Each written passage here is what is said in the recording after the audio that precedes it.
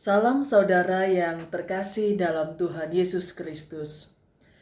Di banyak tempat saudara di atas muka bumi ini, kita tahu bahwa orang-orang beragama seringkali dianggap sebagai pembawa masalah dalam masyarakat. Bahkan disebut sebagai penyakit sosial.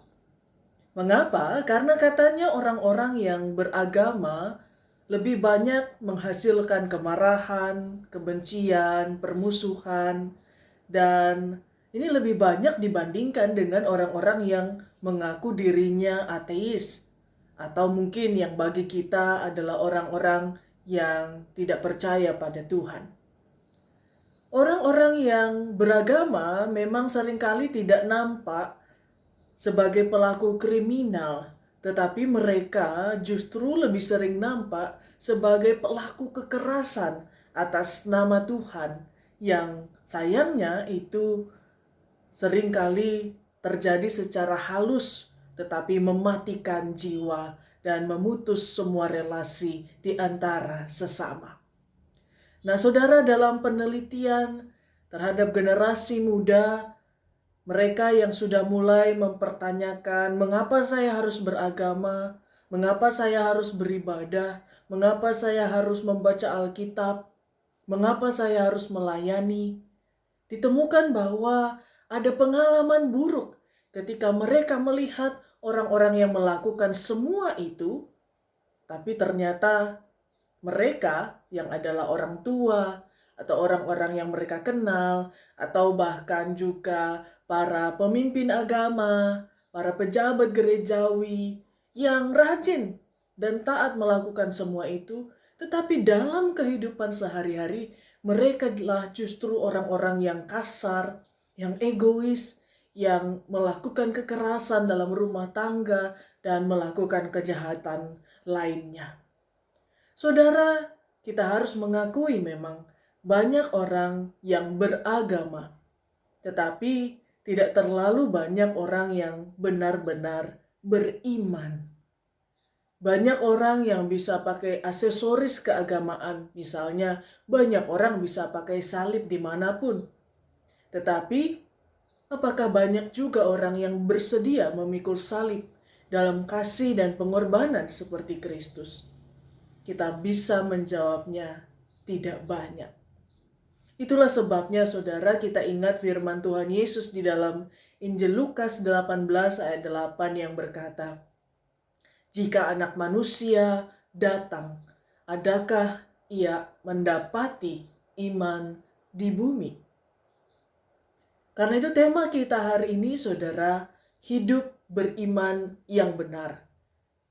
Kita melihat ada begitu banyak orang di sekitar Tuhan Yesus dalam Injil Markus yang menampakkan kesalehan, ketaatan, pembelajaran yang mendalam akan hukum-hukum Tuhan.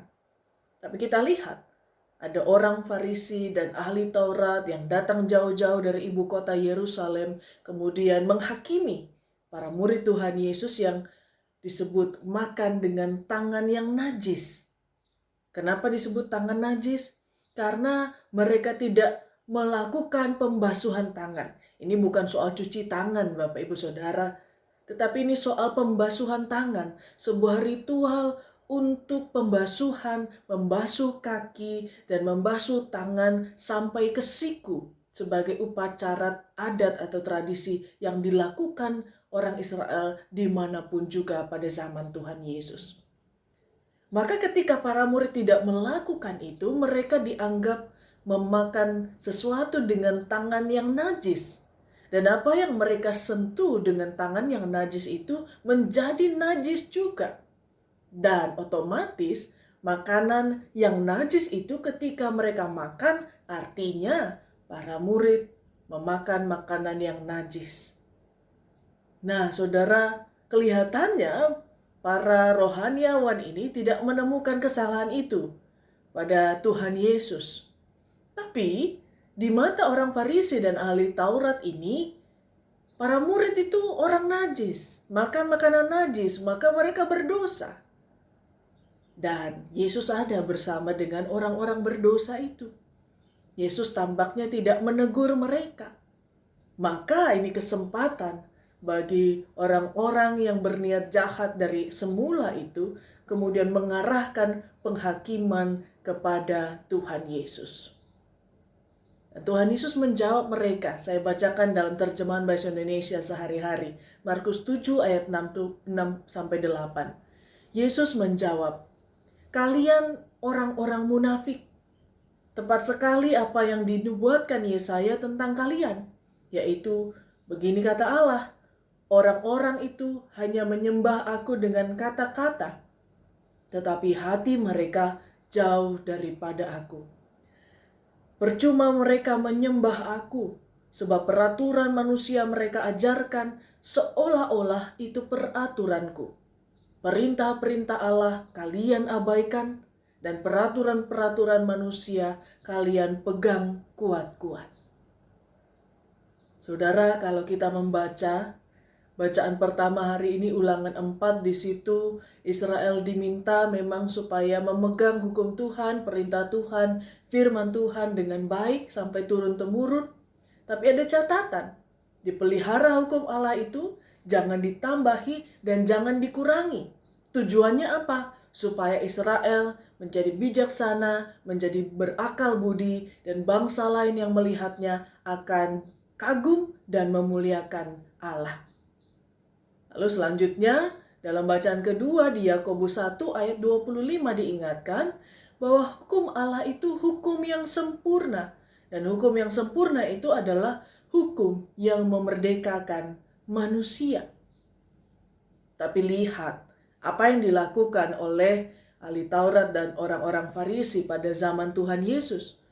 Mereka menambahi dengan aturan mereka sendiri.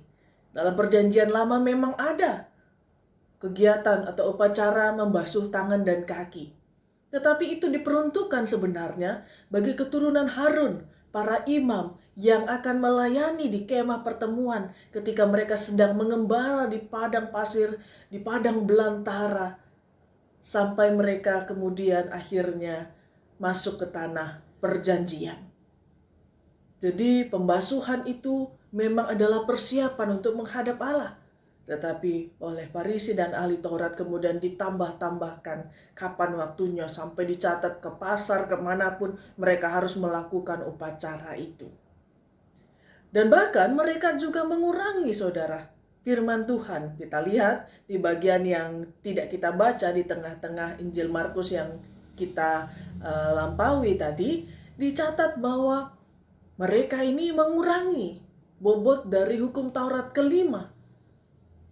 Di sini mereka bisa memanipulasi hukum Taurat kelima itu demi kepentingan mereka, demi menghindari tanggung jawab mereka terhadap orang tua. Dan kita lihat bahwa hukum ini bukannya hukum yang memerdekakan jadinya, tetapi hukum yang membelenggu, hukum yang menekan, menyalahkan, bahkan menindas sesama manusia. Maka orang-orang yang melihat perilaku seperti ini, saudara, tidak jadi memuliakan Allah, tidak bisa memuliakan Allah. Ini sama seperti yang kita alami saat ini. Kok rohaniawan, kok orang yang saleh jadi jahat begitu? Jadi malah menindas, meremehkan, menghakimi, dan bahkan menghina orang lain yang tidak sama dengan mereka. Maka ketika kita membaca Mazmur 15, jelaslah bagi kita. Orang yang boleh menumpang di kemah Tuhan, orang yang boleh diundang dalam hadirat Tuhan, bukanlah orang yang sempurna ritual upacara liturgi ibadahnya, tetapi mereka yang sempurna di dalam relasinya dengan sesamanya. Bagaimana dia memperlakukan orang lain, khususnya orang-orang yang lemah di sekitarnya. Merekalah yang boleh tinggal di dalam kemah Tuhan, naik ke atas gunung Tuhan. Maka Tuhan Yesus bersabda, saudara, di dalam Markus 7 ayat 20 sampai 23. Apa yang keluar dari seseorang, itulah yang menajiskannya. Sebab dari dalam, dari hati orang, timbul segala pikiran jahat, percabulan, pencurian, pembunuhan, perzinahan, keserakahan, kejahatan, kelicikan, hawa nafsu, iri hati, hujat, kesombongan, kebebalan. Semua hal-hal jahat ini timbul dari dalam dan menajiskan orang. Jadi saudara, bukan makanan itu yang menajiskan para murid, tetapi tindakan orang Farisi yang kemudian merasa diri lebih benar dan kemudian menghakimi orang lain, menyakiti hati orang lain dengan perkataan mereka. Itulah yang najis di hadapan Tuhan. Karena itu Tuhan Yesus pernah menegur dengan keras orang-orang yang sama ini, ahli Taurat dan Farisi. Kita bisa membuka Matius 23, saudara. Matius 23 ayat 25 sampai 28. Di sana Tuhan Yesus berfirman, "Celakalah kamu, hai ahli-ahli Taurat dan orang-orang Farisi. Hai kamu orang-orang munafik, sebab cawan dan pinggan kamu bersihkan sebelah luarnya, tetapi sebelah dalamnya penuh dengan rampasan dan kerakusan. Hai orang Farisi yang buta, bersihkanlah dahulu sebelah dalam cawan itu, maka sebelah luarnya juga akan bersih. Celakalah kamu, hai ahli-ahli Taurat dan orang-orang Farisi, hai kamu orang-orang munafik, sebab kamu sama seperti kuburan yang dilabur putih, yang sebelah luarnya memang bersih tampaknya, tetapi yang sebelah dalamnya penuh tulang belulang dan pelbagai jenis kotoran. Demikian jugalah kamu, di sebelah luar kamu tampaknya benar di mata orang, tetapi di sebelah dalam kamu penuh kemunafikan dan kedurjanaan." Itu yang dikatakan Tuhan Yesus dalam Matius 23 ayat 25 sampai 28. Saudara, bisa jadi tampak luar orang melihat dan mereka kagum betapa salehnya kita, betapa rajinnya kita dalam ibadah kita, betapa banyaknya pelayanan kita, betapa taatnya kita dengan detail melakukan hukum-hukum Tuhan setiap huruf demi huruf di dalam kitab suci. Tetapi di hadapan Tuhan yang melihat hati, saudara, apakah Tuhan akan melihat yang di luar itu sama dengan yang di dalam hati kita? Karena Tuhan kita adalah Tuhan yang melihat hati.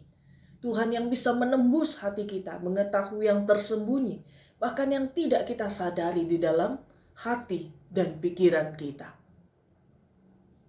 Maka hidup beriman yang benar itu, saudara, berdasarkan firman yang kita baca pada hari ini adalah hidup yang mulai dibersihkan, dikuduskan dari dalam. Kalau dari dalamnya sudah bersih, sudah kudus, maka di luarnya, produknya, outputnya, apa yang dihasilkan dari dalam itu, pastilah yang kudus, bukan yang najis.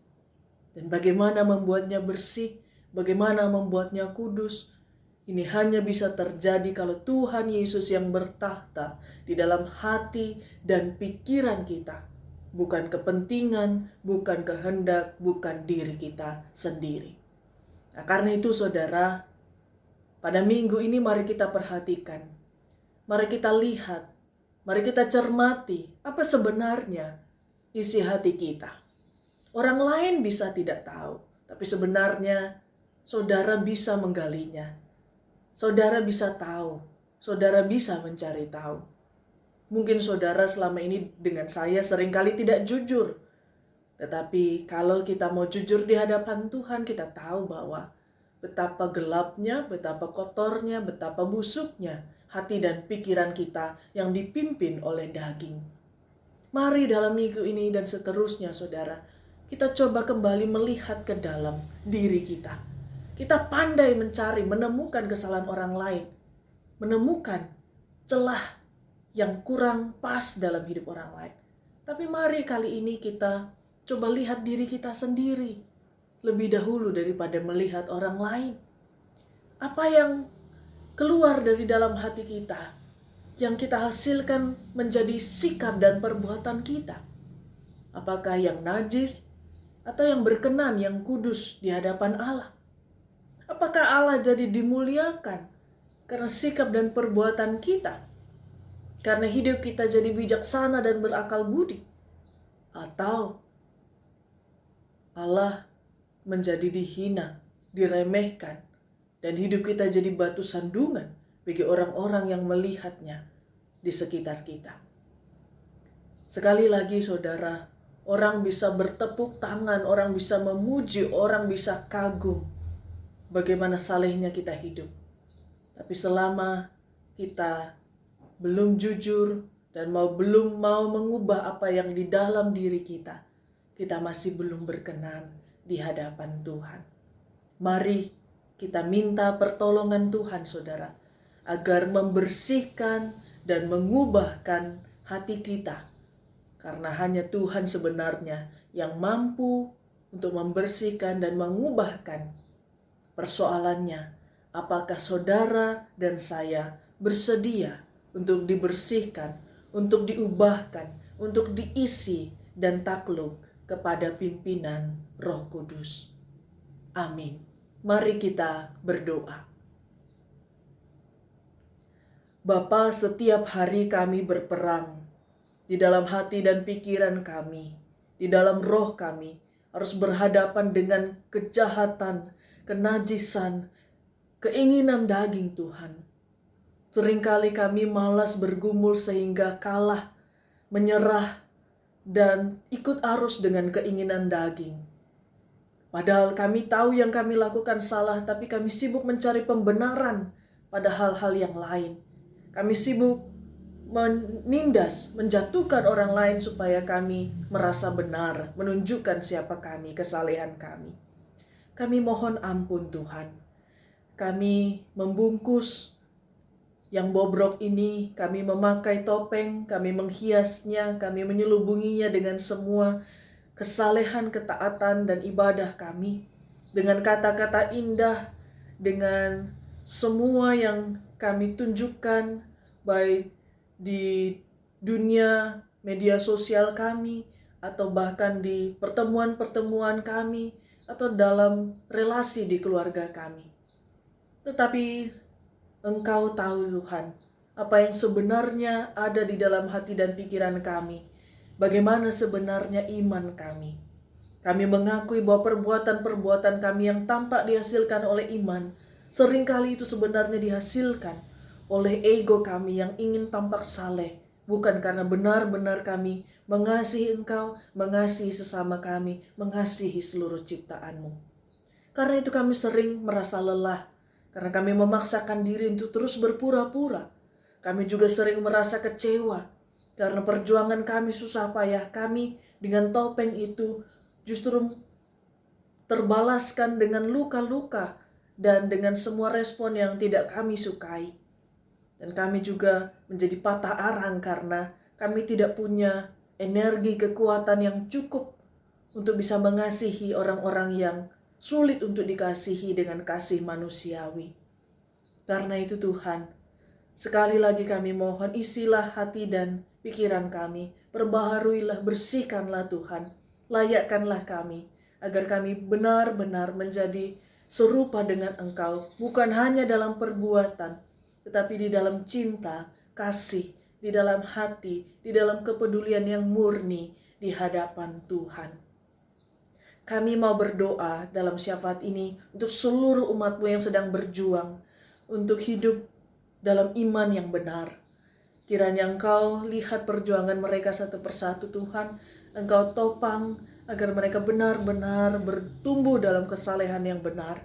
Dan agar mereka semakin lama semakin mengenal Engkau, semakin lama semakin serupa dengan Engkau.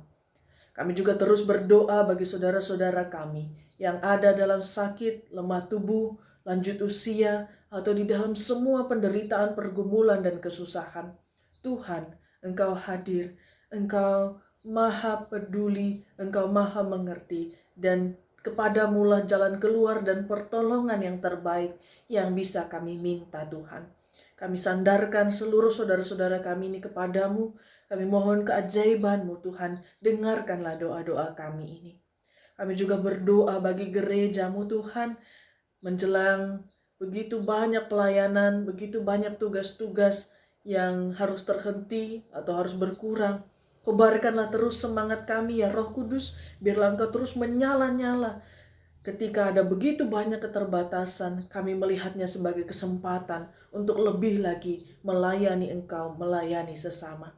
Berkati gerejamu di seluruh dunia Tuhan, berkati orang-orang yang melayani Engkau, berkati mereka yang mengorbankan, mengambil resiko segala sesuatu untuk membawa damai sejahtera-Mu sampai ke tempat-tempat yang tersembunyi, sampai ke ujung-ujung bumi. Tuhan jagai dan lindungi semua pelayan-pelayan-Mu, gerejamu. Kami juga berdoa bagi bangsa kami, bagi dunia ini yang masih terus bergumul dalam pandemi. Kami berseru kepadamu Tuhan, pulihkanlah bumi ini, pulihkanlah kami. Biarlah pandemi ini usai, tetapi ketika pandemi ini usai, biarlah kami juga menerima hidup baru yang Tuhan sudah sediakan bagi kami. Secara khusus kami berdoa bagi semua orang, pemerintah, tenaga kesehatan, aparat, semua orang yang menjadi sukarelawan, yang bekerja keras untuk menolong orang lain selama pandemi ini.